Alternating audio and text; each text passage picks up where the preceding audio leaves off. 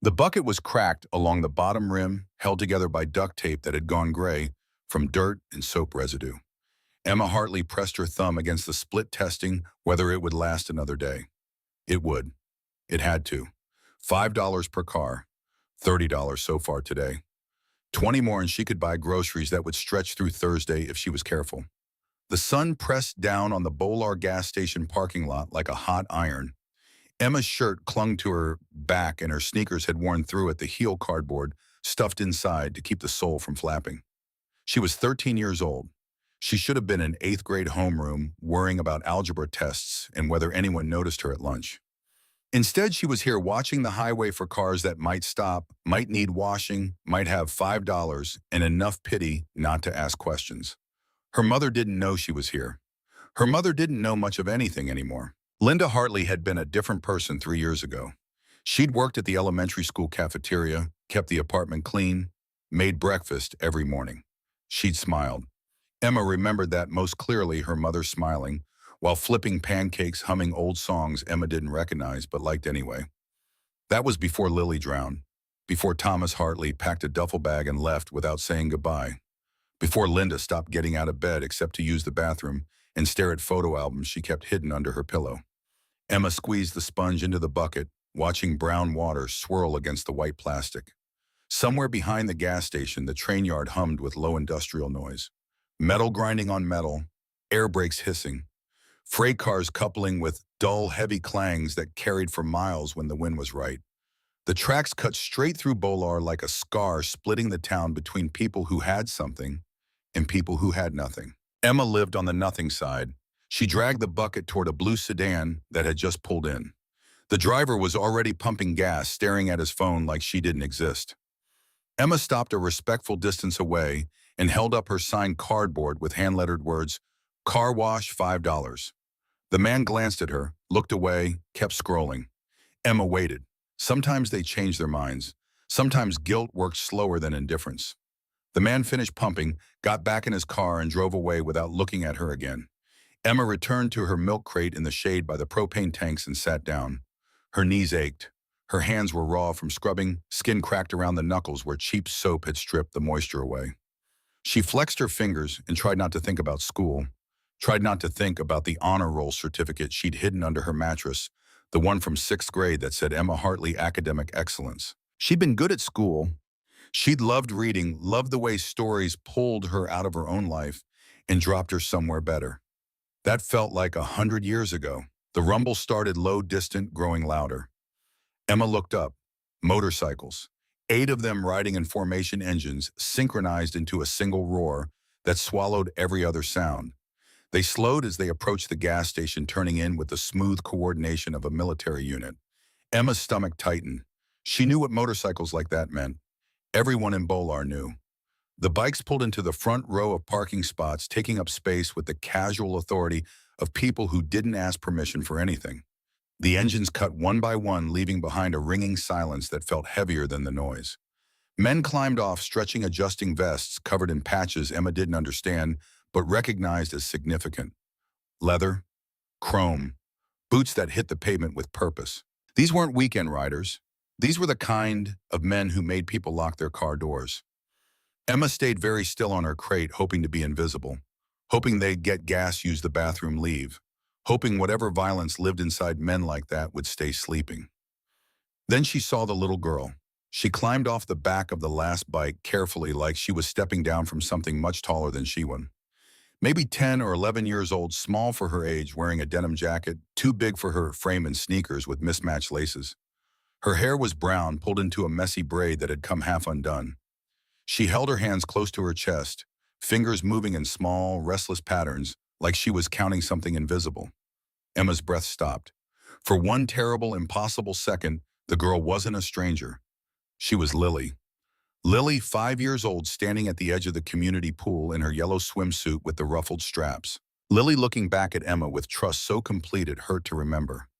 Lily slipping on the wet concrete, falling into the deep end where she couldn't touch, where Emma couldn't reach her in time, where everything ended before anyone understood it was ending. Emma blinked hard. The girl wasn't Lily. Lily was dead. This was someone else's little sister, someone else's daughter, someone else's responsibility. But the resemblance was enough to make Emma's hands shake. The biggest man in the group, the one with gray streaks in his beard and a leather vest that said something about being a road captain, crouched down in front of the girl. He was signing with his hands, movements quick and practiced. The girl watched his fingers, then responded with her own hands slower, hesitant. Emma realized with a jolt the girl was deaf. The man signed something else, pointed toward the gas station convenience store. The girl nodded. He stood, touched her shoulder gently, protectively, then walked inside with two other men. The rest of the group stayed near the bikes, talking quietly, watching the road like they expected trouble. The little girl stood alone by the curb, rocking on her heels. Her gaze drifted across the parking lot, unfocused, until it landed on the train tracks visible beyond the chain-link fence behind the station. Something about those tracks caught her attention. She took a step toward them. Then another. Emma stood up without deciding to. Her body moved before her brain gave permission. She dropped her sponge back into the bucket and took 3 steps toward the girl, close enough to be noticed, but not close enough to frighten. "Hey," Emma said, then realized the girl couldn't hear her. She said it again anyway, louder. "Hey, miss, you should stay near your dad." The girl didn't turn. She kept walking toward the fence, toward the gap, where the chain link had been cut open by people who used the tracks as a shortcut. Emma's pulse quickened. She glanced at the bikers by the pumps, but none of them were watching the girl. They were talking among themselves, relaxed, unaware. Emma looked back at the girl. She'd reached the fence. She was slipping through the gap.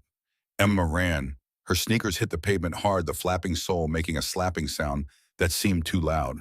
She cut across the lot, dodged a parked truck, and reached the fence just as the girl stepped onto the gravel shoulder beyond it. "Stop!" Emma called out, useless, desperate. "Please stop." The girl kept walking. She stepped over a broken beer bottle, then a discarded tire, moving with the dreamy aimlessness of someone who couldn't hear danger coming. The train tracks were 15 yards away now. The girl was heading straight for them. Emma squeezed through the fence, gap metal scraping her shoulder. She sprinted across the gravel legs, pumping, lungs burning. The girl reached the first rail and paused, looking down at it like it was interesting, like it was just a piece of metal and not something that could kill her. Then the crossing lights started flashing. Red lights, warning bells, and the girl didn't flinch. She didn't hear any of it. Emma's vision narrowed to a single point, the girl standing between the rails, small and unaware. She looked so much like Lily. So much like the moment Emma had failed 3 years ago, the moment she'd been too slow, too far away, too helpless. She couldn't fail again. She wouldn't. Emma closed the distance in 4 strides, grabbed the girl's jacket, and yanked her backward just as the train horn blasted. The sound was enormous, a wall of noise that physically pushed against Emma's chest. The girl's eyes went wide with confusion. She didn't understand why she was being pulled. She struggled, tried to twist free, but Emma held on, dragging her off the tracks, away from the rails, back toward the gravel. The train roared into view, a freight engine moving fast, too fast to stop even if the engineer had seen them. Emma threw herself backward, pulling the girl with her, and they both went down hard onto the gravel and weeds. Emma felt the impact in her shoulder, her hip, her elbow. Pain flared bright and sharp. The girl landed on top of her, small and solid and alive. The train screamed past, close enough that Emma felt the wind of it tug at her hair. The wheels shrieked against the rails, metal grinding metal, the sound so loud it erased thought. Emma wrapped her arms around the girl and pressed the child's face into her shoulder, shielding her from the noise she couldn't hear but could feel in her bones. The train cars blurred together one after another, an endless chain of steel moving faster than anything that size should move. And then it was past. The last car rattled by the noise fading into the distance, leaving behind a silence that felt impossible after so much sound. Emma's ears rang. Her heart hammered against her ribs like it was trying to escape. The girl pulled back, eyes huge, hands shaking. She looked at Emma, then at the tracks, then back at Emma. Understanding dawned slowly across her face. Fear, realization, gratitude. Emma's throat constricted. She couldn't speak, couldn't explain. All she could do was hold this child who looked like Lily, who could have died like Lily, who was alive because Emma had been fast enough at this time. Tears burned Emma's eyes. She blinked them back hard. The girl reached up and touched Emma's face with small, gentle fingers. She made a sound, not quite words, more like a hum of distress. Then she pointed to her ear. Emma saw it then, the hearing device, small and beige, hanging loose behind the girl's ear instead of seated properly. It must have come loose during the motorcycle ride. That's why she hadn't heard the train. That's why she'd walked onto the tracks like they were safe. Footsteps pounded across the gravel. Emma looked up to see the big man with the gray beard running toward them, face white with panic. Behind him, the other bikers were coming too, moving fast but controlled hands near their vests, like they were ready for violence. The man dropped to his knees in front of the girl, hands flying through sign language so fast Emma couldn't follow. The girl responded, pointing at Emma, then at the tracks, then making a motion like a train speeding past. Her hands shook as she signed. The man's face went through several emotions in rapid succession: terror, relief, fury, then something softer that looked almost like grief. He pulled the girl into his arms and held her tight, eyes squeezed shut. His shoulders shook once. The other bikers reached them, forming a loose circle, staring at Emma like they were trying to figure out what she was. One of them, younger with a scar across his eyebrow, spoke first. Kid pulled her off the tracks. His voice carried disbelief, like he couldn't quite process what he was seeing. The big man opened his eyes and looked at Emma. His gaze was intense, searching, the kind of look that saw through lies and excuses straight to the truth underneath.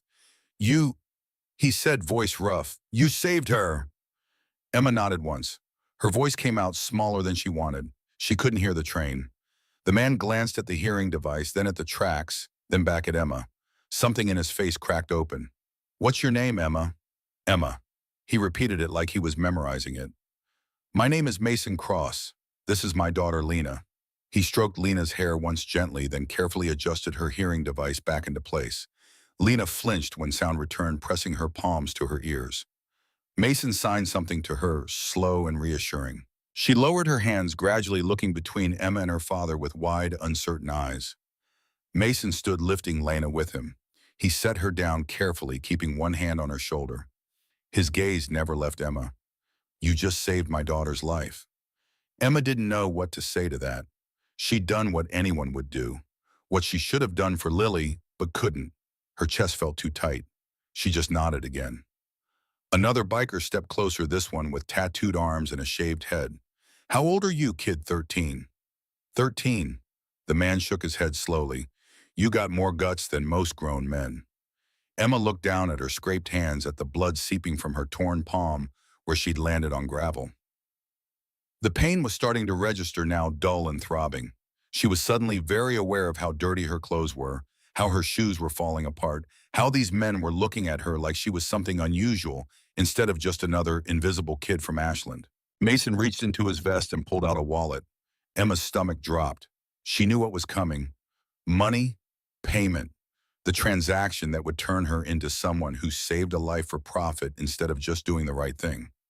"No," she said quickly. "I don't want money." Mason paused, wallet open in his hand. "You sure?" "I'm sure." He studied her for a long moment, then slowly put the wallet away. The gesture felt significant, like she'd passed some kind of test. "Then we do this a different way," he said. He crouched down to Emma's level, making himself smaller, less intimidating. "Where are your parents?" Emma's chest tightened. "Just my mom. She's at home." "Does she know you're here?"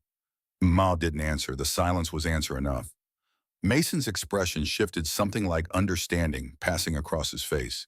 He glanced at her bucket and cardboard sign by the gas pumps, then at her torn shoes and dirty clothes. When he looked back at Emma, his eyes held the kind of sad knowledge that came from recognizing pain you'd seen before. "You're taking care of her, aren't you?" A lump formed in Emma's throat. Nobody was supposed to know that. Nobody was supposed to see. "We're fine," she said, but her voice cracked on the lie. Mason nodded slowly. "Okay." He stood up. "But I need to talk to your mom. I need to tell her what you did." Panic flared in Emma's chest. "You don't have to." "Yeah," Mason said gently. "I do. Because what you did matters. And because sometimes people need help accepting help." Emma wanted to argue, wanted to refuse, but she was 13 and exhausted and bleeding, and this man had eyes that saw too much. She nodded once, defeated. "Where do you live, Ashland?" "Parkview Apartments." Something flickered across Mason's face. Recognition, maybe. Or pity. The Parkview Apartments weren't apartments so much as a collection of buildings slowly falling apart, held together by desperation and unpaid maintenance requests. Everyone in Bolar knew what Parkview meant. Mason turned to his group. Jace, you take Lena on your bike. I'm riding with Emma. A quieter biker with kind eyes stepped forward. You got it. He signed something to Lena, who looked uncertain but nodded. Mason picked her up and set her gently on Jace's bike, making sure her helmet was secure. Lena kept looking back at Emma like she was afraid Emma would disappear. Mason walked to his own bike, a big black machine with worn leather saddlebags. He pulled out a spare helmet and brought it to Emma. Ever been on a motorcycle? Numb? It's easy. You hold on to me. Don't let go. He said it like a promise, like he was going to make sure she was safe whether she wanted him to or not. Emma took the helmet. It was too big, sliding down over her eyes until Mason adjusted the straps. Then she climbed onto the back of the bike, awkward and uncertain. Mason settled in front of her, solid and calm. Arms around my waist, he instructed. Emma hesitated, then wrapped her arms around him. He felt stable, like something that couldn't be moved. Ready, Emma wasn't ready, but she nodded anyway. The engine started, 8 bikes roaring to life in synchronized thunder. Emma's heart jumped into her throat. Then they were moving, rolling out of the gas station parking lot in formation, weaving around a pickup truck that had pulled over on the shoulder. Emma caught a glimpse of the driver standing outside his vehicle with a phone pressed to his ear, staring at them as they passed. He'd probably been watching the whole time. Probably called someone. The thought made Emma's stomach twist with unease, but the bikes were already accelerating, leaving the gas station behind. The world blurred past. Wind whipped Emma's hair back, pulled at her clothes, made her eyes water. She held on tighter, feeling the rumble of the engine through her whole body. The other bikes rode around them, protective, deliberate. Cars moved aside. Pedestrians stopped and stared. Emma had never been visible before. Now she felt like she was taking up all the space in the world. They rode through downtown Bolar, past the courthouse and the library and the diner where Emma used to go with her family before everything fell apart. They crossed the railroad tracks with a jarring bump that made Emma's teeth click together. And then they were in Ashland, where the houses got smaller and the paint peeled and the yards filled with cars that hadn't run in years. The bikes slowed as they approached Parkview. Emma felt shame rise hot in her throat. She didn't want these men to see where she lived, didn't want them to know how bad it was. But they were already here, engines idling in front of the building with its cracked stucco and rusted railings and windows covered with sheets instead of curtains. Mason killed his engine. The others followed. In the sudden silence, Emma could hear her own heartbeat, loud and frantic. She climbed off the bike on shaky legs and pulled off the helmet. Mason took it from her gently. Which one is yours? Emma pointed to the second-floor apartment, 2C. Mason nodded, then started walking toward the stairs. Emma followed, legs heavy, dread building with each step. Behind them, the other bikers stayed by their machines, alert and watchful. A few apartment doors cracked open, curious faces peering out, then slamming shut when they saw the leather vests. They reached 2C. Emma pulled her key from her pocket, hand trembling. My mom isn't, she's not. The words stuck. How did you explain that your mother was broken, that she'd stopped being a mother 3 years ago and hadn't figured out how to start again? I understand, Mason said quietly, and something in his voice said he did. Emma unlocked the door and pushed it open. The apartment smelled stale, like old laundry and forgotten food. The living room was dim, curtains drawn against the daylight. Dishes were stacked in the sink. Mail lay unopened on the coffee table, most of it stamped with red warnings. Final notice, past due, shut off pending. Mason stepped inside, taking it all in without judgment. Lena followed, holding Jace's hand, her eyes wide as she looked around. The apartment was quiet except for the hum of the refrigerator struggling to stay cold. Then a door down the hall opened. Linda Hartley emerged from her bedroom wearing sweatpants and an oversized t-shirt that hung off one shoulder. Her hair was tangled, unwashed. Dark circles bruised the skin under her eyes. She looked at Mason and froze, fear and confusion warring across her face. Her voice cracked. She cleared her throat and tried again. Who are you? What do you want? Emma stepped between them instinctively. Mom, it's okay. Emma. Linda's gaze snapped to her daughter, finally seeing her. What's going on? Why are there... She looked past Emma at Mason, at Lena, at Jace, standing in the doorway. Why are there bikers in our home? Mason spoke before Emma could. His voice was calm, respectful. Ma'am, my name is Mason Cross. Your daughter just saved my little girl's life. Linda blinked. The words didn't seem to register at first. What? She pulled her off the train tracks, right before the train came. If Emma hadn't been there, Mason's voice caught slightly. My daughter would be dead. Linda's face went through a series of expressions, confusion, disbelief, then something that looked almost like pride trying to surface through 3 years of depression. She looked at Emma like she was seeing her for the first time in a long time. Emma, you did that? Emma nodded, throat tight. I had to, Mom. She couldn't hear the train. Linda's eyes filled with tears. She took a shaky step forward, then another, then pulled Emma into her arms. It was the first time she'd hugged her daughter in months. Emma went rigid at first, not used to being held, then slowly melted into it. Linda smelled like unwashed hair and old perfume, but Emma didn't care. Her mother was holding her. Her mother was awake. Oh my God, Linda whispered into Emma's hair. Oh my God, baby. Lena stepped forward, pulling away from Jace. She walked up to Emma and Linda, then very gently tapped Emma's arm. Emma pulled back enough to look down at her. Lena's hands moved in sign language, slow and deliberate. Emma didn't understand the words, but she understood the emotion. She's saying thank you, Mason translated quietly. She's saying you're brave. Emma crouched down to Lena's level.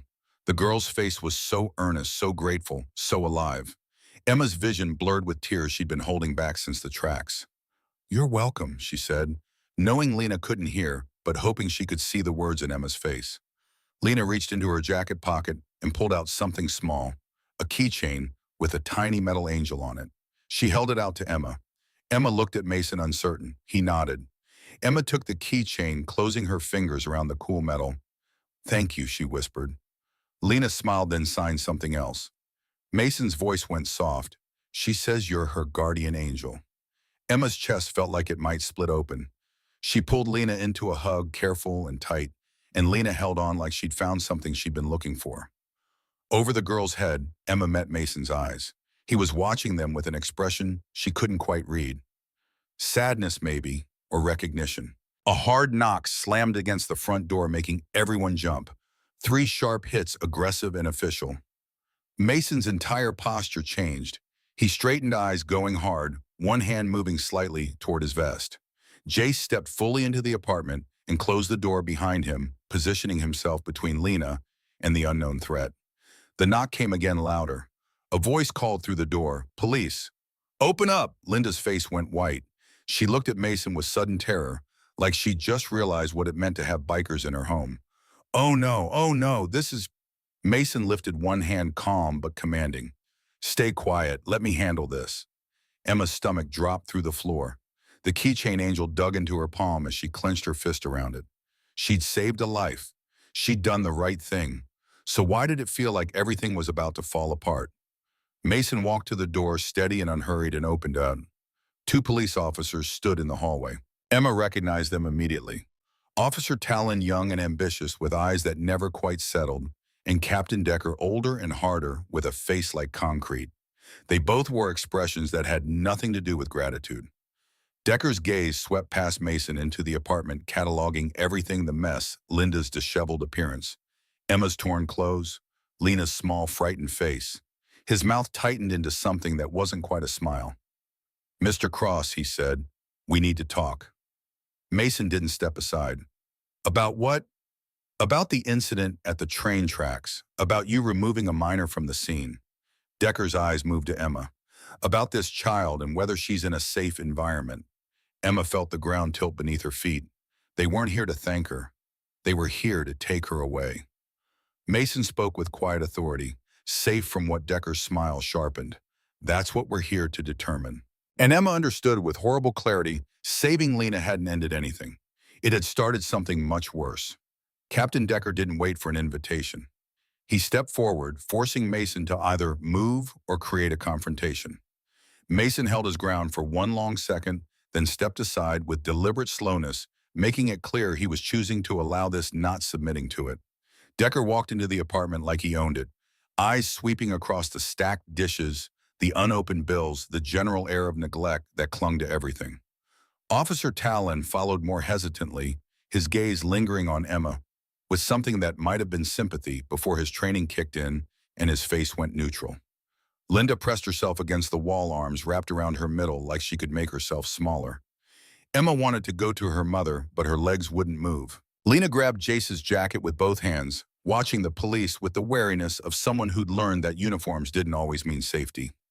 Decker's attention fixed on Emma. Emma Hartley, is it? Emma nodded, not trusting her voice. I need you to tell me what happened at those tracks, in your own words. Emma swallowed hard. I saw Lena walking toward the train tracks. Her hearing device was loose. She couldn't hear the train coming. I ran and pulled her off before what? Decker interrupted. Before you put yourself in danger. Before you touched a child you didn't know. Emma's mouth fell open. I saved her. That's one interpretation. Decker pulled a small notepad from his pocket, flipping it open with practiced efficiency. Another interpretation is that you were working the gas station alone, unsupervised, approached a minor child and physically grabbed her. He looked up, eyes cold. That could be seen as attempted abduction. The word hit Emma like a slap. What? No. Mason's voice cut across the room, sharp and controlled. My daughter was on the tracks. The train was coming. This girl saved her life. Those are the facts. Decker turned to Mason slowly. Mr. Cross, you and your associates arrived at the gas station shortly before the incident.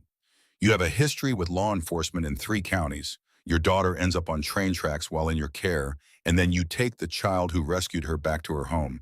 He made air quotes around the word rescued. From my perspective, this looks like negligence on your part, followed by an attempt to control the narrative. Mason's jaw tightened, but his tone didn't waver. My daughter is deaf. Her hearing device malfunctioned. Emma acted when no one else did. Including, he added with deliberate emphasis, the officer who waved my daughter toward the shortcut in the first place. Talon went rigid. I didn't. You were at the gas station 5 minutes before we arrived. Mason continued, gaze locked on Talon. You gestured toward the other side of the tracks when my daughter looked confused about which way to go. My daughter watches hands, officer. She saw yours, and she followed your direction. The color drained from Talon's face. Decker's expression hardened into something dangerous. That's a serious accusation, Mr. Cross. One you can't prove. The gas station has security cameras, Mason said calmly, as does the railroad crossing. I'm sure the footage will show exactly what happened. A beat of tense silence filled the apartment. Emma watched Decker's face, saw something shift behind his eyes. Calculation. Then he smiled, and it was worse than his anger. Well, then we'll need to secure that footage. As evidence. He turned back to Emma. Young lady, I need to ask you some questions. Alone. No, Linda's voice came out thin but firm. She pushed away from the wall, standing straighter. You're not questioning my daughter without me present. Decker's gaze moved to Linda, taking in her unwashed hair, her trembling hands, her obvious fragility. Mrs. Hartley, is it, or Miss? It's Miss Hartley. Linda lifted her chin slightly. My daughter saved a child's life. Why are you treating her like a criminal? I'm not treating anyone like anything, Decker said smoothly. I'm conducting a welfare check. It's come to our attention that your daughter has been working unsupervised at the gas station, that she's been out of school, that there may be concerns about the living situation here. Linda's face went pale. We're managing. Are you? Decker gestured at the apartment, at the mess, at Linda herself. Because from where I'm standing, it looks like a child is taking care of an adult who can't take care of herself. Tears sprang to Linda's eyes. Emma felt rage boil up in her chest, hot and fierce. Don't talk to my mother like that. Decker's eyebrows rose. Excuse me, you heard me? Emma's hands were shaking, but her voice came out steady. We're poor. That doesn't mean my mom doesn't love me. It doesn't mean I'm not safe. Decker pulled a folded paper from his jacket pocket. Ms. Hartley, we've received multiple reports from neighbors about this apartment. Noise complaints, concerns about a minor being left alone for extended periods. One report from a Dale Haskins specifically mentioned truancy and possible neglect. Emma's stomach twisted. Dale Haskins, the neighbor who always watched through his peephole, who complained about everything, who she'd caught going through their trash once. He'd reported them. Linda's legs seemed to give out. She sank onto the couch, head in her hands. Please, she whispered. Please don't take my daughter. Decker looked at her without compassion. That's not my decision to make. But Child Protective Services will need to be contacted. They'll make an assessment about whether Emma should remain in this home. You can't. Linda looked up, face streaked with tears. She's all I have, please. Mason stepped forward, placing himself between Decker and Linda. Captain, this is harassment. You came here under the pretense of investigating an incident at the tracks, and now you're threatening to break up a family. I'm doing my job, Decker said flatly. Your job is to protect and serve, not to punish people for being poor. Decker's smile vanished. My job is to make sure children are safe. And right now I'm looking at a mother who can't get out of bed, a daughter who's been forced to work the streets, and a group of bikers who've inserted themselves into this situation for reasons I don't trust. I saved a little girl, Emma said, voice breaking. That's the only reason. Why can't you just believe that? Decker looked at her for a long moment. When he spoke, his voice was almost kind, which made it worse. Because in my experience, Emma, things are never that simple. He turned to Tayland. Radio for backup. We're taking the minor into protective custody pending a CPS evaluation. No. Linda lunged forward, but Decker held up a hand. Ma'am, if you interfere, I'll have to arrest you for obstruction. Is that what you want? Mason's voice cut through the chaos. Emma, don't say anything else. Not without a lawyer, Decker's eyes flashed. She's a minor, Mr. Cross. We don't need... She has the right to counsel, so does her mother. Mason pulled out his phone. I'm calling one now. Put the phone away, Mr. Cross. Or what? Mason's tone didn't change, but something dangerous entered his posture. Behind him, Jace shifted and two more bikers appeared in the doorway, blocking the exit. Not threatening, just present. Decker's hand moved toward his belt, toward his service weapon. Talen took a half step forward, looking between his captain and Mason with growing unease. The apartment felt like it was shrinking, the air getting thicker. Lena made a small, frightened sound. The noise broke through the tension like glass shattering. Mason immediately turned to her, signing quickly. It's okay. Stay calm. You're safe. Lena signed back, hands moving frantically. Mason's expression darkened as he watched her fingers. He looked at Decker, and when he spoke, his voice was ice. My daughter just told me that Officer Tayland was the one who gestured toward the tracks. She remembers because he smiled at her first, made her feel safe. Tayland went white. I didn't know she was going to Tayland. Decker's voice cracked like a whip. Shut up. But the damage was done. Tayland's partial admission hung in the air, impossible to take back. Mason's gaze never left Decker. You know what happened? You know it's the railroad's fault for poor maintenance, for blind corners, for shortcuts people use because proper crossings are half a mile away. And you know your officer made it worse. So instead of doing the right thing, you're trying to find someone else to blame. Mason's voice dropped lower. You're trying to blame a 13-year-old girl who had the courage to do what your officer didn't. Decker's face flushed with anger. You have no idea what you're talking about. I have every idea. Mason took a step closer. I know how systems work. I know how they protect themselves. I know how they eat people like Emma and Linda and spit out the bones. I've seen it before. I've lived it. For a moment, something passed between the two men. Recognition, understanding. They were both seeing the same thing from different sides, a system that didn't care about truth as much as it cared about liability. Decker broke eye contact first. He turned to Talon. Go to the car, file an initial report. I'll handle this. Talon hesitated, clearly torn. He looked at Emma, at Lena, at the scene he'd helped create. Then he walked out without another word, his footsteps echoing down the hallway. Decker waited until the door closed. Then he turned back to Mason. Here's what's going to happen. We're going to secure the footage from the railroad. We're going to conduct a proper investigation. And if I find out you've tampered with evidence, intimidated witnesses, or done anything that compromises this case, I will bury you. He looked at Emma. All of you. Mason pulled out his phone. Then we do this by the book. I'm calling an attorney. You don't speak to Emma or Linda without counsel present. Decker's smile was thin and sharp. Fine. Call your lawyer, but understand something, Mr. Cross. He leaned in closer, voice dropping to barely above a whisper. In this town, I decide what the book says. And right now it's saying this girl and her mother are in trouble. He walked toward the door, paused with his hand on the knob. Ms. Hartley, I'll be filing a report with Child Protective Services. Someone will contact you within 48 hours. I suggest you use that time to get your house in order. Literally. Then he was gone, leaving behind a silence that felt like the aftermath of an explosion. Linda collapsed into sobs. Emma went to her mother kneeling beside the couch, wrapping her arms around Linda's shaking shoulders. It's okay, Mom. It's going to be okay. But she didn't believe it. Neither did Linda.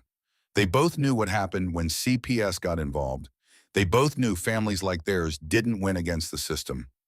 Mason stood in the middle of the room, phone in hand, jaw tight. After a moment, he dialed. The phone rang twice before someone answered. Leah Palmer, attorney at law. Ms. Palmer, my name is Mason Cross. I need legal representation for a client in Bolar. It's urgent. He glanced at Emma and Linda. It's very urgent. 20 minutes later, they were moving. Not because they wanted to, but because Mason insisted they couldn't stay in the apartment. Decker will have someone watching the building, he explained.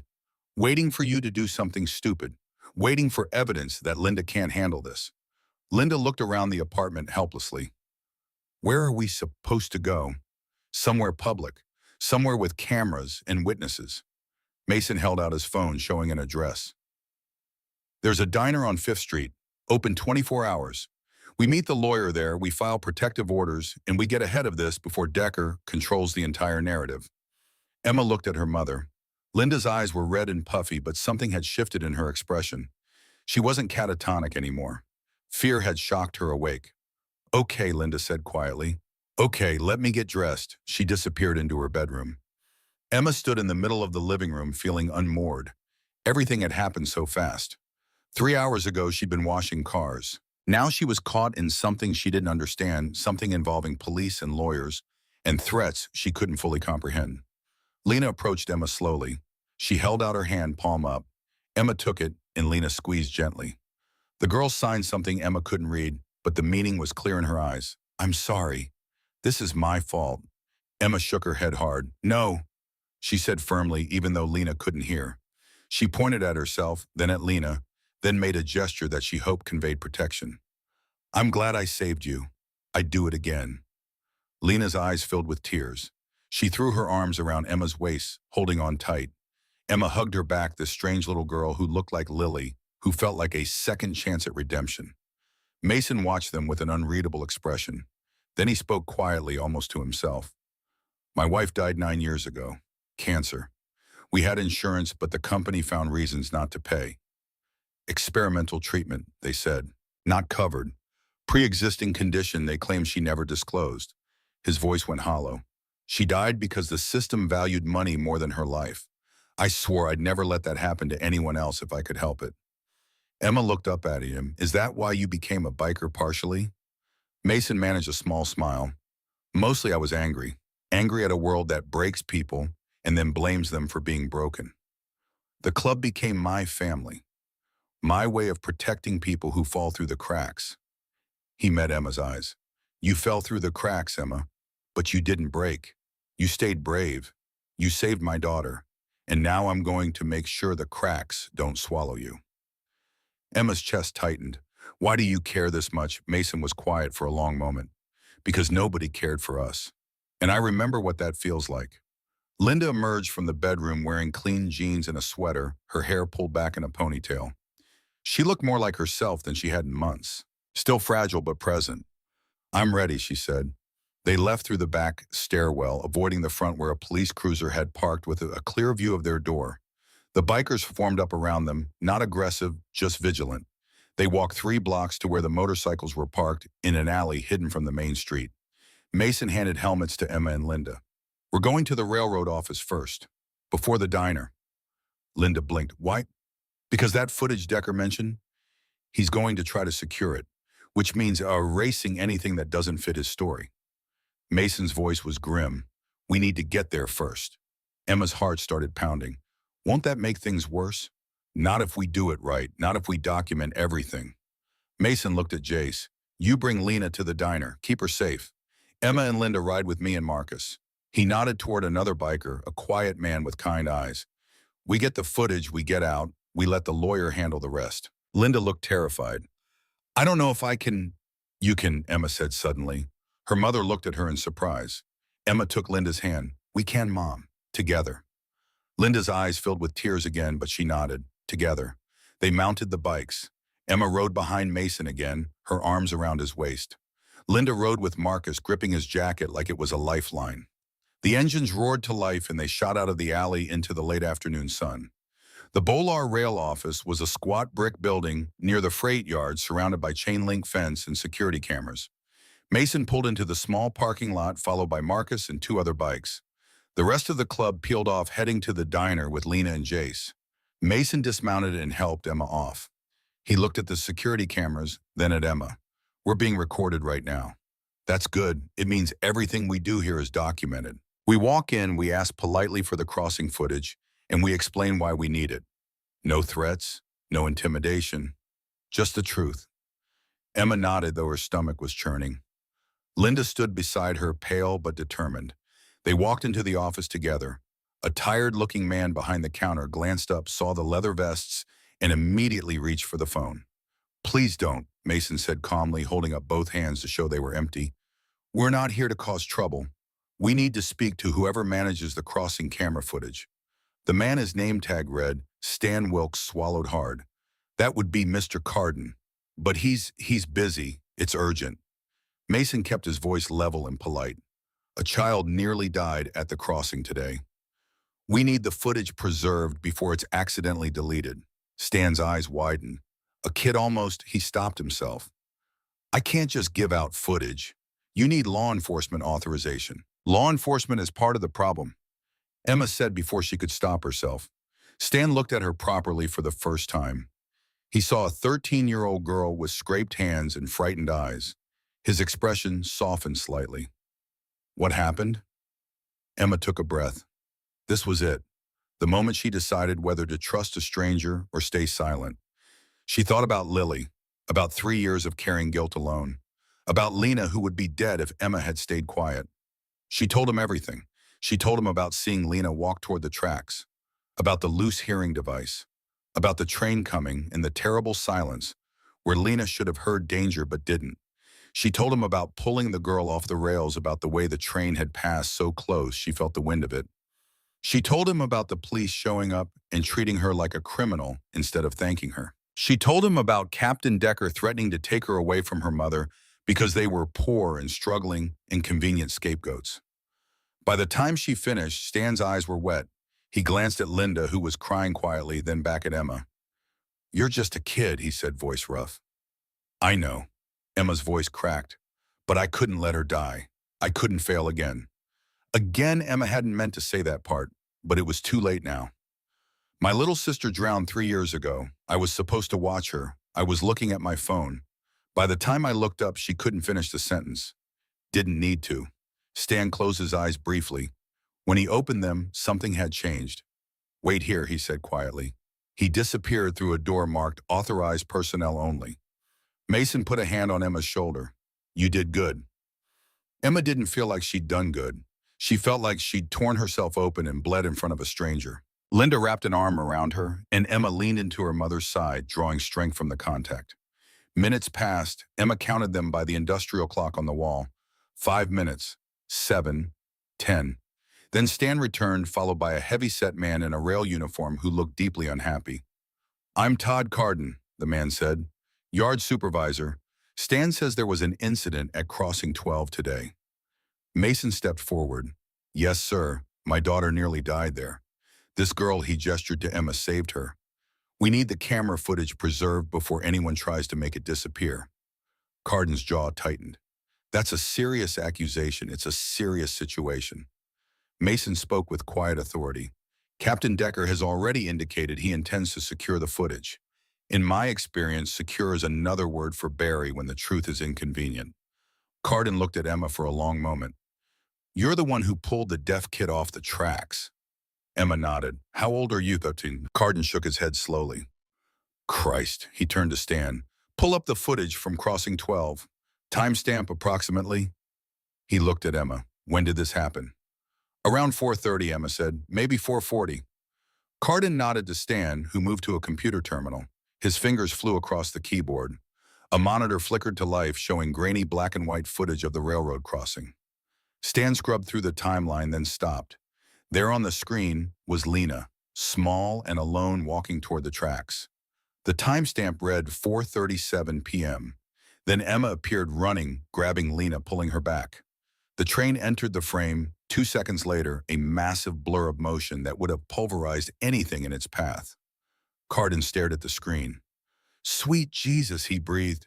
That was close. Too close, Mason said quietly. Stan rewound the footage slightly. Wait, look. He pointed at the screen. There, before the girl shows up. They all leaned closer. In the grainy footage, a police cruiser was visible in the background of the gas station lot. A uniformed figure stood near the convenience store entrance. As Lena appeared on screen, confused and clearly looking for direction, the officer gestured. Not aggressively, almost casually, but definitely gesturing toward the far side of the tracks, toward the shortcut. Officer Talon.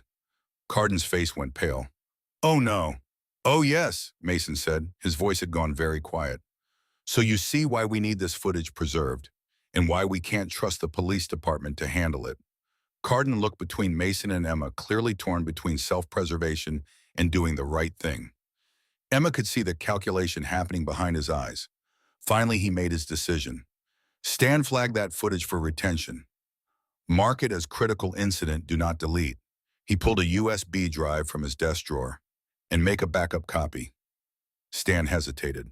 Sir, if we give them the footage without authorization, we're not giving them anything. Carden interrupted. We're preserving evidence of a near-fatal incident at our crossing. It's policy. He met Stan's eyes with something that looked like determination. It's the right thing to do. Stan nodded slowly, then began copying the files. Carden's phone buzzed insistently on his desk. He glanced at the caller ID, and his face went a shade paler. It's corporate, he muttered. They must have been alerted to the incident flag. Don't answer it yet, Mason said quickly. Finish the copy first. Carden nodded, but his hands shook slightly as he worked. Emma could see the calculation in his eyes, job security versus doing the right thing. The phone stopped ringing, then immediately started again. Carden ignored it, fingers flying over the keyboard with new urgency. They're going to send someone, Carden said quietly. Corporate always sends someone when there's potential liability. Then we'd better be ready, Mason replied. The door to the office crashed open. Captain Decker strode in, Officer Talon behind him, both looking furious. Step away from that computer, Decker ordered. Carden straightened, squaring his shoulders. I'm performing my duty as yard supervisor. There was an incident at one of our crossings. I'm preserving the footage. That footage is evidence in an ongoing investigation. You will turn it over to me. Now, I'll turn it over to proper authorities through proper channels, Carden said. Not to an officer who appears in the footage itself. Decker's face flushed dark red. What did you say? Emma's heart was hammering so hard she thought it might break through her ribs. This was it, the moment everything either came together or fell completely apart. Mason stepped forward, placing himself between Decker and the computer. The footage shows Officer Talon gesturing my daughter toward the tracks. It shows him creating the dangerous situation that this young woman had to correct. That's a lie, Decker snapped. Then let's watch it together. Mason gestured to the monitor. Right now, all of us. Let's see what really happened. Decker's eyes darted to Talon, who had gone white as paper. Talon's mouth opened and closed, no sound coming out. His silence was confirmation enough. Get out, Decker said through gritted teeth, looking at Mason. All of you, now, we're not finished, Mason said calmly. You're finished. When I say you're finished, Emma's anger held back for so long finally broke free. No, she said loudly. Everyone turned to look at her. No, we're not leaving. I saved a life today. I did something brave and good. And you, she pointed at Decker, you tried to make me feel like a criminal for it. You threatened my mom. You scared us. And I'm done being scared. Her voice was shaking, but the words kept coming. I'm 13 years old. I'm poor. My mom is sick. We're trying our best. And if doing the right thing means people like you come after us, then I don't care anymore. Because I know I did the right thing. I know it. She looked toward where Lena should be remembering the girl's face. I saved her. And you can't make that not true no matter how hard you try. The office was silent. Stan was staring at Emma with open admiration. Carden looked like he might cry. Even Talon seemed moved, his face crumpling with something that might have been shame. Then incredibly, Officer Talon spoke. She's right. His voice was barely above a whisper. I waved at the girl. I didn't know she was deaf. I was just trying to be helpful, point her toward the other side. But I should have been more careful. I should have, he looked at Decker. This is on me, not her, not the biker. Me. Talon stared at the monitor, watching his own gesture frozen in grainy black and white. Such a small thing. A casual wave meant to be helpful. He'd seen a confused kid and pointed her toward where she seemed to be going. He hadn't known she was deaf. Hadn't known she'd take his gesture as authorization to cross a dangerous shortcut. He thought about his sister Claire, who was deaf too. She'd taught him a few signs when they were kids, but he'd never really learned properly. Never thought it mattered that much. Claire was careful, aware of her limitations, always watching for danger. But she'd been an adult. Lena was just a child. If it had been Claire on those tracks, if some cop had casually waved her into danger, Talon looked at Emma, this skinny 13-year-old kid who'd done what he should have done, who'd seen danger and run toward it instead of creating it through carelessness. She was braver than he was, and she was about to be destroyed by a system that should have protected her. He thought about why he'd become a cop. Not for the power or the authority, not to follow orders blindly. He'd joined because his neighborhood had been rough, and he'd seen what happened when no one stepped up to protect people who couldn't protect themselves. When had he stopped being that person? Decker's voice cut through his thoughts. Talon, shut your mouth, a command, an order, the kind he'd been following for 5 years without question. But this time he couldn't. This time the order was wrong. Decker looked like he'd been slapped. Talon, shut your mouth. No, sir. Talon met his captain's eyes. I won't let a kid take the fall for my mistake. That's not what I became a cop to do. For a moment, Decker looked like he might explode. Then his face went cold and calculating. Fine, he said quietly. Then you just ended your career. He turned to Carden. I want that footage. I want it now. And I want written statements from everyone in this room. You'll get your statements, a new voice said from the doorway, through proper legal channels.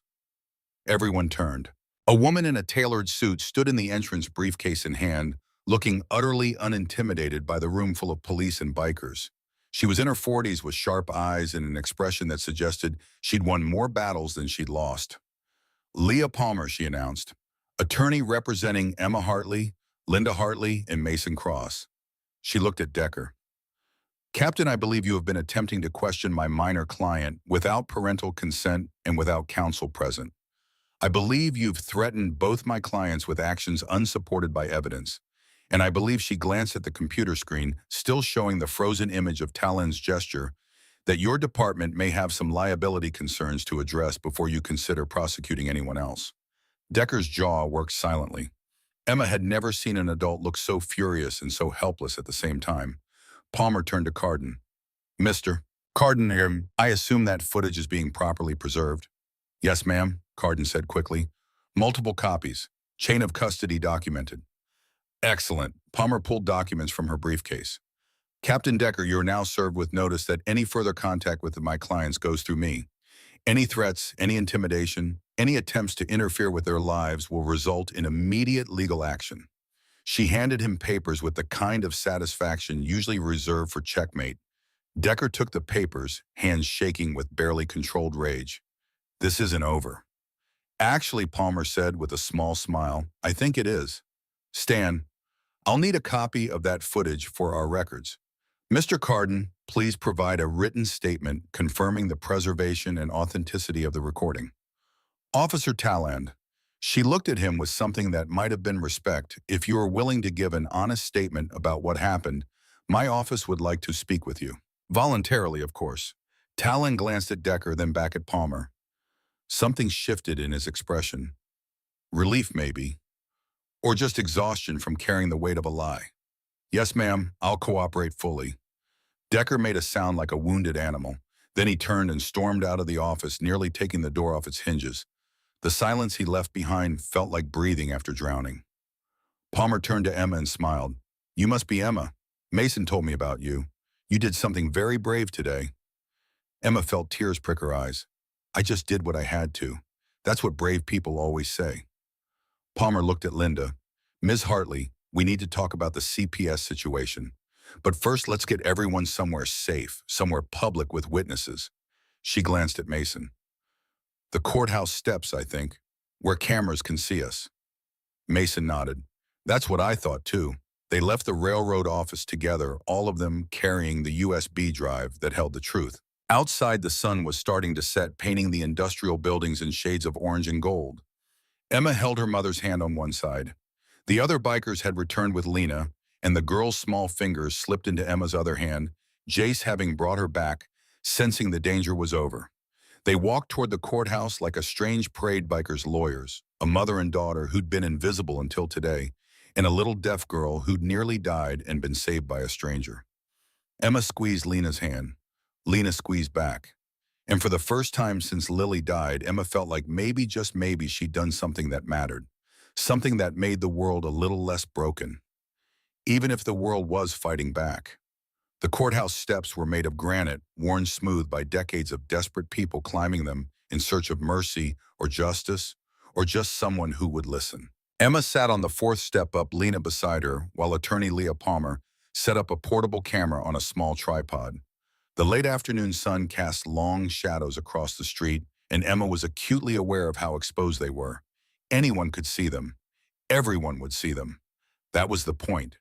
Visibility is protection, Palmer had explained in the car. Once your story is public, once there are witnesses and documentation, it becomes much harder for anyone to make you disappear into the system. Linda sat on the step below Emma, hands clasped so tightly her knuckles had gone white. Mason stood off to one side with his bikers not hovering, but present. Ready, Officer Talon stood apart from everyone, looking like a man who'd stepped off a cliff and was waiting to see if he'd land on solid ground or rocks. Palmer checked the camera angle one more time, then nodded to herself. All right, we're recording. Emma, I need you to state your full name and tell me what happened today. Start from the beginning. Take your time. Emma's mouth went dry. She'd never been good at talking about herself, at being the center of attention. 3 years of trying to be invisible had trained her to stay quiet, stay small, stay unnoticed. But Lena's hand found hers again, squeezed gently, and Emma felt something shift inside her chest. She thought about Lily, about the silence that had followed her sister's death, the way their family had imploded because no one knew how to speak about pain. She thought about Linda, retreating into depression because talking hurt too much. She thought about herself carrying guilt alone because there was no one to share it with. No more silence. My name is Emma Hartley, she said, voice clearer than she expected. I'm 13 years old. This morning I was washing cars at the Bolar gas station to help pay rent because my mom has been sick and we needed money. A motorcycle club arrived. One of them had a daughter. Her name is Lena. Emma glanced at the little girl beside her. Lena was watching Emma's mouth, reading her lips with the intense concentration of someone for whom language required effort. Emma continued, Lena is deaf. She wears a hearing device, but it had come loose during the ride. She couldn't hear anything. I saw her walking toward the train tracks behind the gas station. I knew a train was coming because the warning bells were ringing and the lights were flashing. But she didn't hear any of it. Emma's voice caught. She swallowed hard and pushed on. I ran after her. I pulled her off the tracks right before the train came, maybe 2 seconds before. If I hadn't, she couldn't finish that sentence. Afterward, the police came. But they didn't thank me. They asked why I was at the gas station alone. They asked why I touched Lena. They made it sound like I did something wrong instead of something right. Linda made a small noise of distress. Emma reached down and squeezed her mother's shoulder. Then they came to our apartment. Captain Decker threatened to call Child Protective Services. He said our home wasn't safe. He said I shouldn't be working. He acted like being poor was the same as being a criminal. Emma's voice hardened. We're not criminals. My mom got sick after my little sister died. She has depression. She's trying her best. And I help because that's what families do. They help each other. Palmer's voice was gentle. Emma, can you tell me why you thought it was important to save Lena? You didn't know her. You could have been hurt. Emma's eyes filled with tears. This was the part she hadn't told anyone except Stan at the railroad office. This was the wound she kept hidden. 3 years ago, my little sister Lily drowned at the community pool. She was 5 years old. I was supposed to be watching her, but I was on my phone. By the time I looked up, she was in the water. I tried to save her. I jumped in. I pulled her out, but it was too late. The tears spilled over, running down her cheeks. She died because I wasn't paying attention. She died because I failed. Linda was crying now, two quiet sobs that shook her shoulders. Emma had never told her mother about the phone, about the split second of distraction that had cost Lily her life. She'd carried that guilt alone for 3 years. When I saw Lena on those tracks, Emma continued, voice breaking, I saw another little girl who was going to die if no one helped her. And I couldn't fail again. I couldn't live with myself if I let another child die when I could have saved her. She looked at Lena, at this small miracle sitting beside her. So I ran, and this time I was fast enough. Silence fell over the courthouse steps. Even the bikers, tough men who'd seen hard things, looked moved. Palmer wiped at her own eyes before speaking again. Thank you, Emma. That took courage. She turned the camera toward Linda. Miss Hartley, would you like to add anything? Linda looked up, face blotchy and wet. She seemed to gather herself, sitting straighter. When she spoke, her voice was stronger than Emma had heard in years. My name is Linda Hartley. I'm Emma's mother, and I've failed her. She said it plainly, without self-pity. When Lily died, I broke. I couldn't function. I couldn't work. I couldn't even get out of bed most days. Emma had to become the adult. She had to take care of me instead of me taking care of her. She's 13 years old, and she's been carrying burdens no child should carry. Linda's voice cracked but didn't break. But even with all that, even while taking care of me, she still had the courage to save a stranger's child. She still had the strength to do the right thing. She's twice the person I've been these past 3 years. Linda looked directly at the camera. Captain Decker says our home isn't safe. He's wrong. The only thing that's been unsafe is a system that abandons families when they're struggling, then punishes them for not being perfect. We need help. We need support.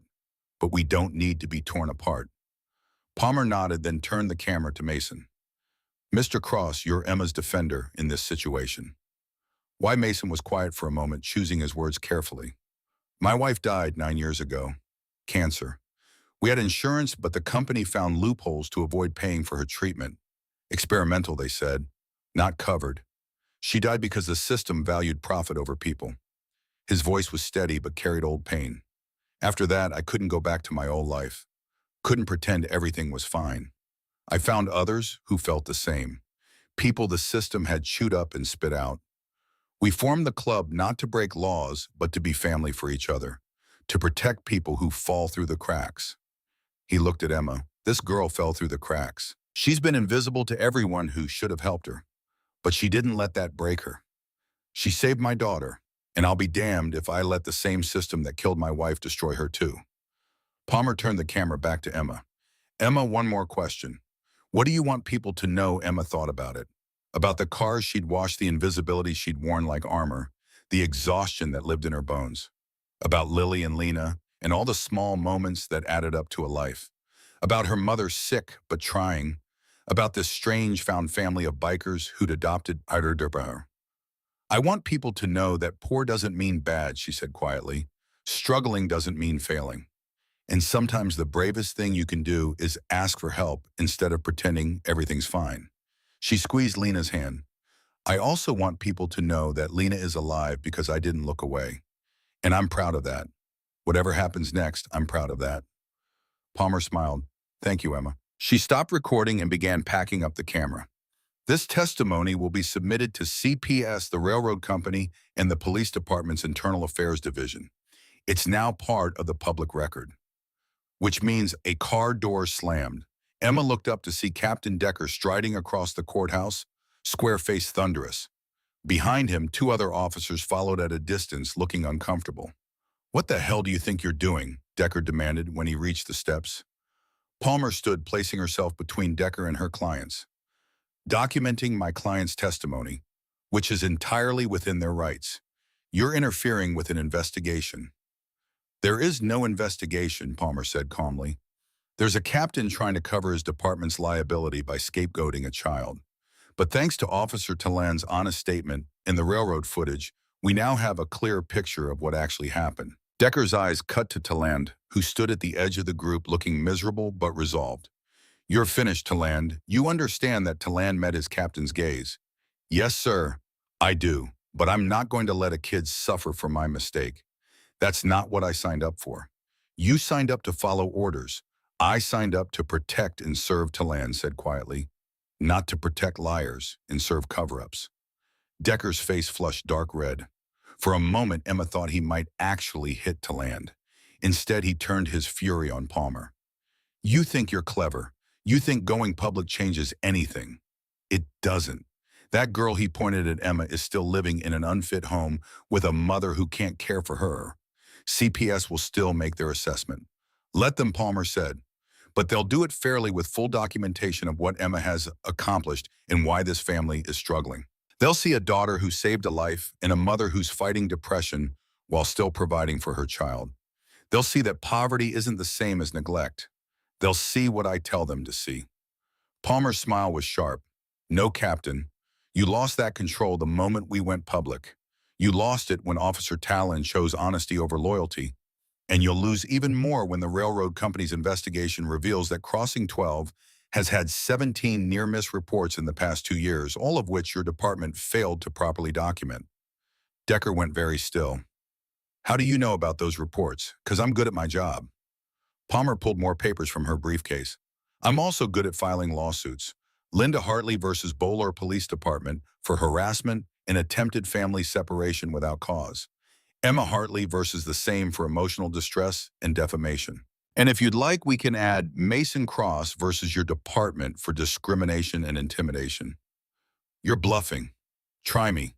They stared at each other, two people engaged in a battle of wills with Emma's life hanging in the balance. Emma held her breath. Beside her, Lena gripped her hand so tightly it hurt. Then a new voice cut through the tension. Captain Decker stepped away from the civilians. Everyone turned. A woman in a police uniform was approaching, older than Decker, with silver hair pulled back in a tight bun and eyes that had seen everything. The bars on her collar indicated high rank. Emma didn't know police insignia well, but this woman clearly outranked Decker. Deputy Chief Morrison, Decker said, voice strained. This is a local matter that just became a department matter the moment I received Officer Talon's statement and copies of the railroad footage. Morrison's voice was crisp and professional. She looked at Emma. You're Emma Hartley. Emma nodded, not trusting her voice. Morrison's expression softened slightly. I understand you saved a child's life today. That's commendable. She turned to Decker. Captain, you're relieved of duty pending an internal investigation into your handling of this incident and your relationship with Bolar Rail. Badge and service weapon. Now, Decker's face went from red to white. You can't, I can, and I am. Officer Talon's statement raises serious questions about your conduct. The railroad footage corroborates his account, and your aggressive response to a minor witness suggests compromised judgment at best. Morrison held out her hand. Badge, weapon. You're on administrative leave effective immediately. For a moment, Emma thought Decker might refuse. His hand hovered near his belt, and something dangerous flickered in his eyes. Then slowly he unclipped his badge and gun, handing them over with shaking hands. This isn't over, he said quietly. For you, it is, Morrison replied. She turned to Palmer.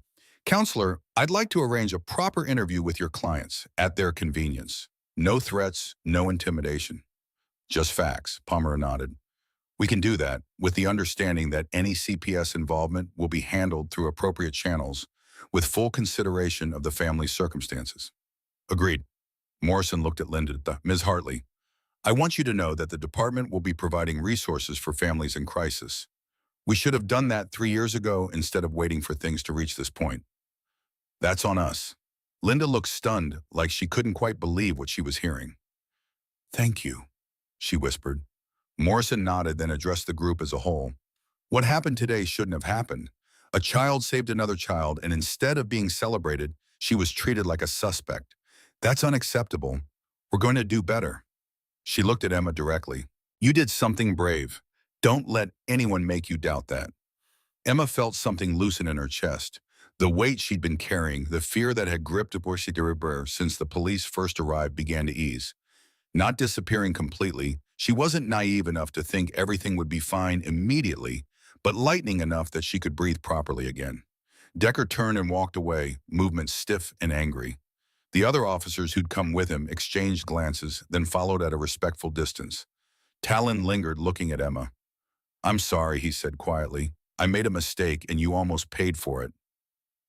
That's not right, Emma studied him. He looked genuine, his shame evident in every line of his body. You told the truth when it mattered, she said finally. That counts for something. Talon's throat worked. He nodded once, then turned and left. Morrison stayed a moment longer. Miss Palmer, please contact my office to schedule those interviews. And Mrs. Hartley, both of you, she looked at Linda and Emma. If you experience any further harassment from anyone in this department, you call me directly. She handed Palmer a business card. I mean that. Then she too was gone, leaving behind a silence that felt entirely different from the heavy, oppressive quiet of before. This silence was clean, hopeful. Mason let out a long breath. Well, he said, that went better than expected. Palmer laughed a quick surprise sound. Better than expected, Mason, we just won. Did we? Emma asked. She wanted to believe it, but 3 years of disappointment had taught her to be cautious about hope. Palmer crouched in front of her, meeting her eyes. Yes, Emma, we won. CPS will still visit. They have to. It's protocol. But they'll see a family that's struggling but functional, a mother who's getting help, a daughter who's extraordinary, and they'll close the case. She squeezed Emma's shoulder. You're not going anywhere. You're staying with your mom. You're safe. Emma felt tears burn her eyes again, but these were different. These were relief and exhaustion and the strange sensation of a future opening up that had seemed closed just hours ago. What about school? You're going back, Linda said suddenly. Emma turned to look at her mother. Linda was crying but smiling too. You're going back to school, baby, where you belong. I'm going to get help, real help, therapy, maybe medication, whatever it takes, because you deserve a mother who functions. You deserve a childhood. Mom, Emma's voice broke. No, let me say this. Linda cupped Emma's face in her hands. You saved that little girl because you have a hero's heart. You got that from your father, the man he was before he left, before everything broke. But you also have something he didn't have. You have the strength to stay, to keep trying even when it's hard. You have been so much stronger than me, and I'm so proud of you, and I'm so sorry I made you have to be. Emma threw her arms around her mother, and they held each other while the sun set behind the courthouse, and the shadows grew long, and the bikers watched quietly, giving them this moment of privacy in public. Lena tugged on Emma's sleeve. When Emma pulled back and looked down, Lena signed something slow and careful. Mason translated, voice soft. She says you're her sister now. Her brave, big sister. Emma looked at this little girl who looked like Lily, who'd given her a chance at redemption she didn't know she needed. Tell her yes, Emma said. Tell her I'll always be her big sister. Mason signed the message. Lena's face lit up with joy so pure it hurt to look at. She threw her arms around Emma's waist, and Emma held her close, this unexpected gift. 3 months later, Emma Hartley walked through the doors of Bolar Middle School for the first time since 6th grade. She carried a new backpack, not expensive, but due, bought with money from a scholarship fund that Mason had set up under a false name, because he knew Linda wouldn't accept charity, but couldn't refuse a scholarship. She wore clean clothes that fit properly. Her shoes didn't have holes. The halls were crowded and loud and overwhelming. Emma had forgotten what it was like to be surrounded by kids her own age, to hear lockers slamming and friends laughing and teachers calling for attention.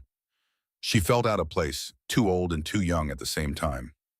Then someone called her name. Emma Hartley.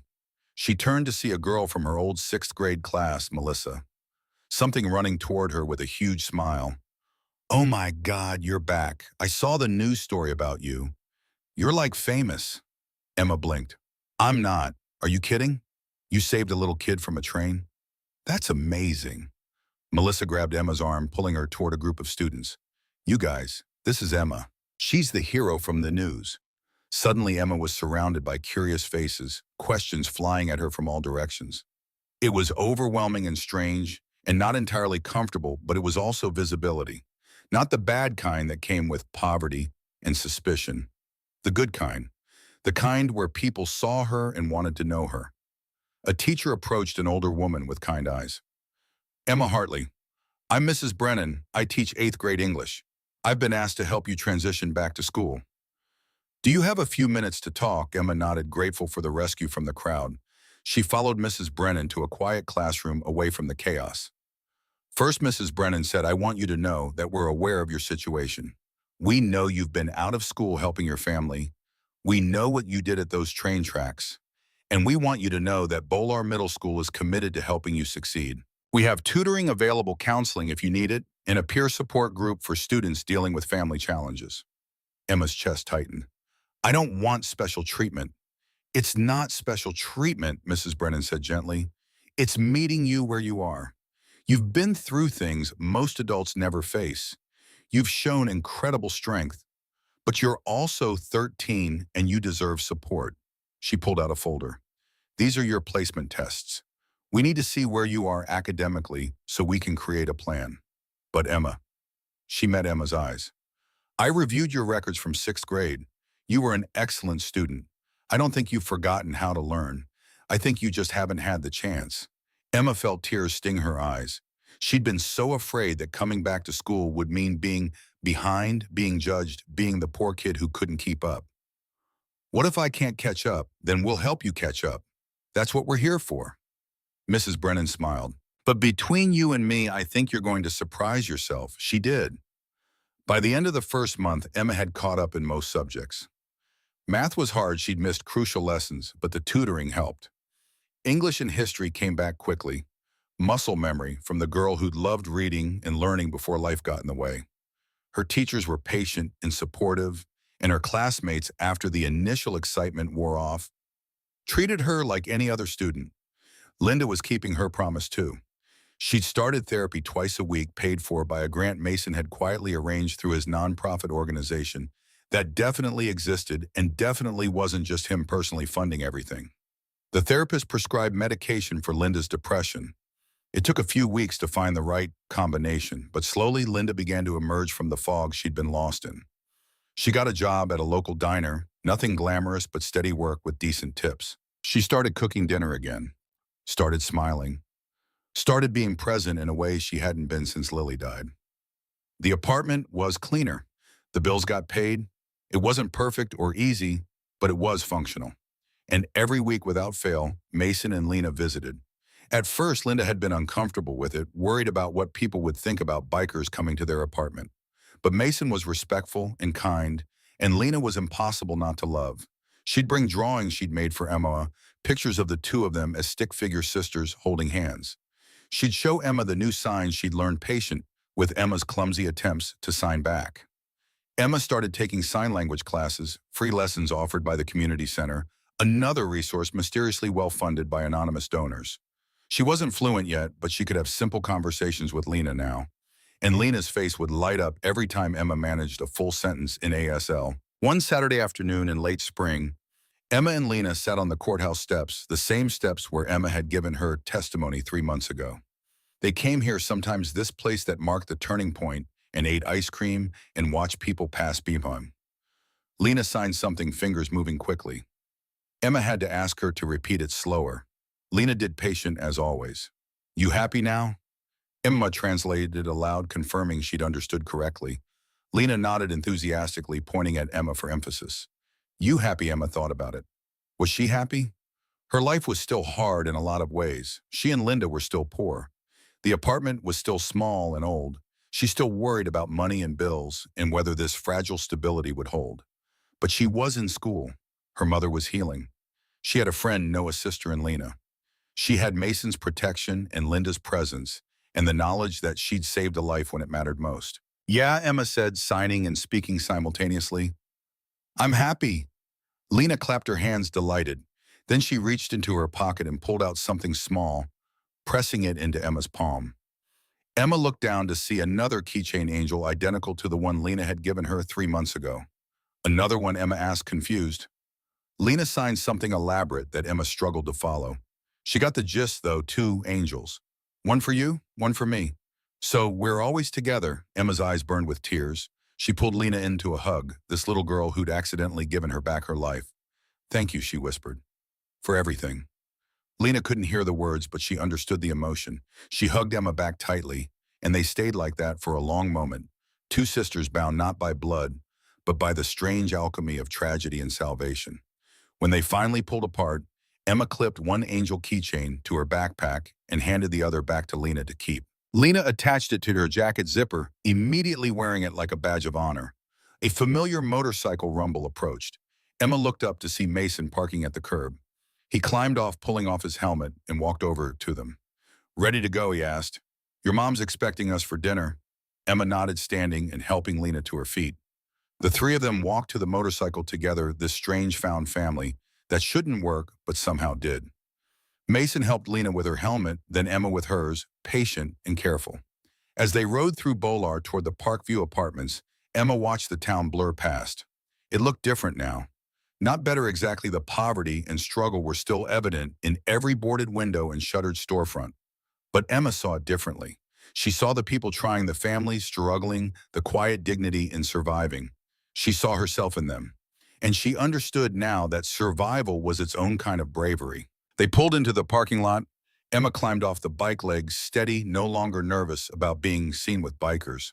Linda was waiting at the apartment door, smiling, waving them up. She'd made spaghetti, nothing fancy, but made with love and attention. They ate together, all four of them, crowded around the small kitchen table. Mason told stories about his rides. Linda talked about her day at the diner.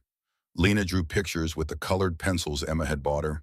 And Emma sat in the middle of it all, feeling the warmth of belonging settle around her like a blanket.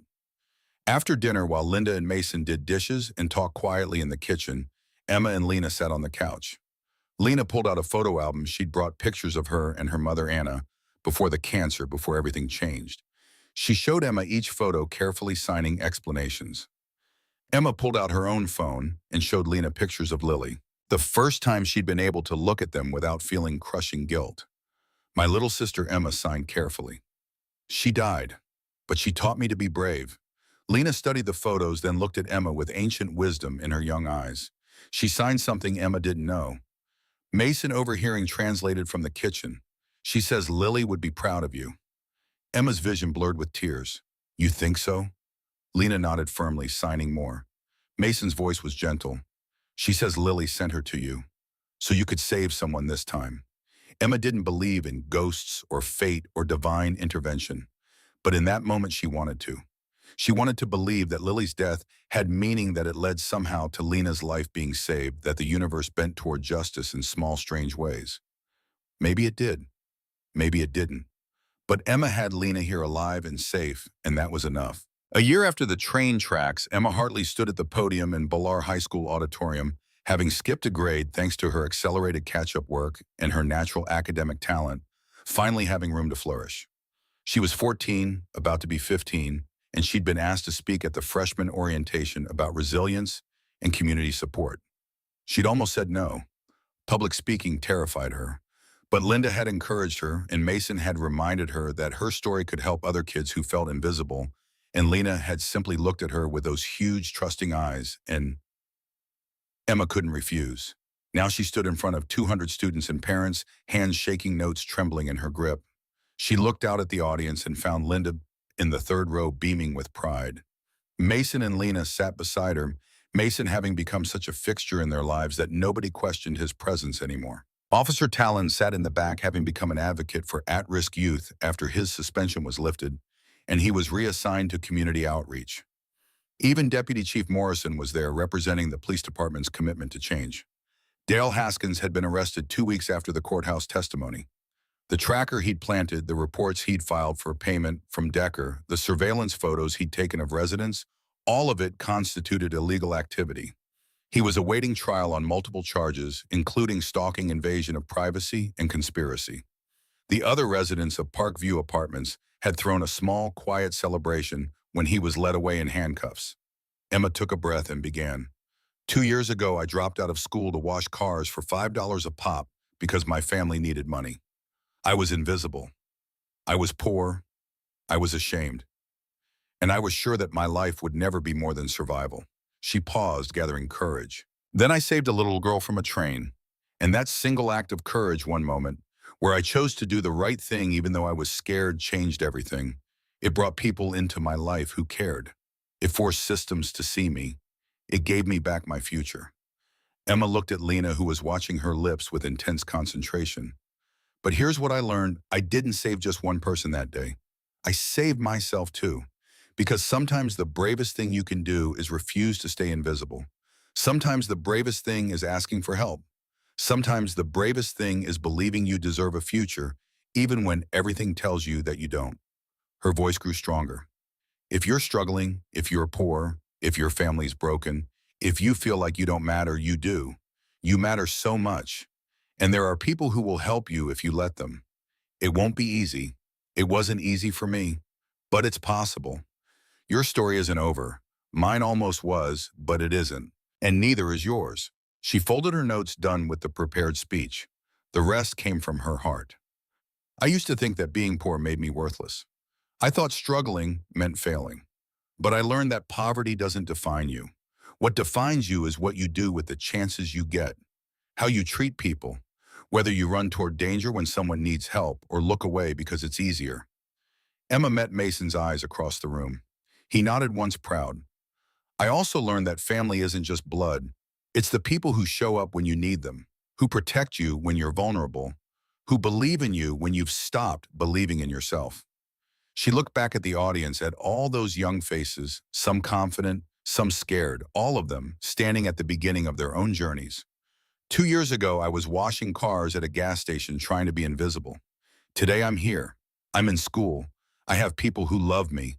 I have a future. And if I can get from there to here, if I can survive what I survived and come out stronger, then you can too. Whatever you're facing, whatever impossible thing is blocking your path, you can overcome it.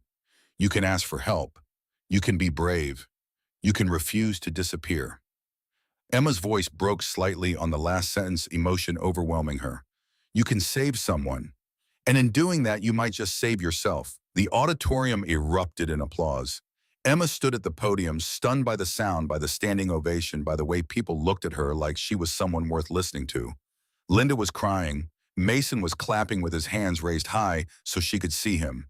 And Lena was signing frantically a message Emma had learned well over the past year. I love you, sister. I love you. Emma signed it back, tears running down her face. I love you too. Later that night, after the orientation ended and everyone had gone home, Emma sat on her bed with Lily's old honor roll certificate in her hands. She'd taken it out from under her mattress after getting her own certificate earlier that week, honor roll 9th grade, perfect attendance, academic excellence. She looked at both certificates side by side, one from before the tragedy, one from after. I did it, Lily, Emma whispered to the empty room. I didn't give up. I kept going. And I think I'm okay now. I think we're going to be okay. The room didn't answer. Lily was gone and had been gone for years, and no amount of wishing would bring her back. But Emma felt something shift anyway, like a burden she'd been carrying finally being set down. She'd failed to save Lily. That truth would always hurt. But she'd saved Lena. And in doing so, she'd learned that redemption wasn't about erasing the past. It was about choosing every single day to do better, to be braver, to show up for the people who needed you. Emma placed both certificates on her desk, side by side, visible, a reminder of who she'd been and who she'd become. Then she climbed into bed, pulled up the covers, and fell asleep with the 2 angel keychains hanging from her bedpost, catching the streetlight through her window and glinting like promises kept.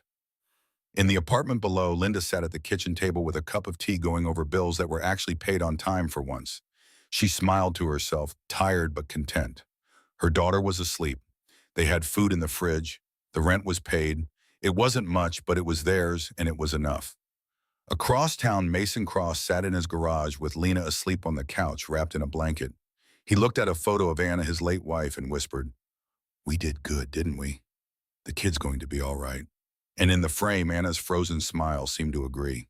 The town of Bolar slept its struggles and triumphs, hidden behind closed doors and drawn curtains. But on the courthouse steps, the place where Emma had fought for her truth, a small memorial had appeared. Someone, possibly Emma, possibly Mason, possibly any of the people whose lives had intersected that day, had placed a small stone angel on the steps with a plaque that read, "For the invisible ones, for the brave ones, for everyone who refuses to look away." The angel faced the train tracks in the Bretons, a silent guardian, watching over a crossing that would never again be quite as dangerous a town, that would never again be quite as blind, and a girl who would never again be invisible. Emma Hartley had saved a life, and in doing so, she'd reclaimed her own. The end. Final word count, 20,147 words.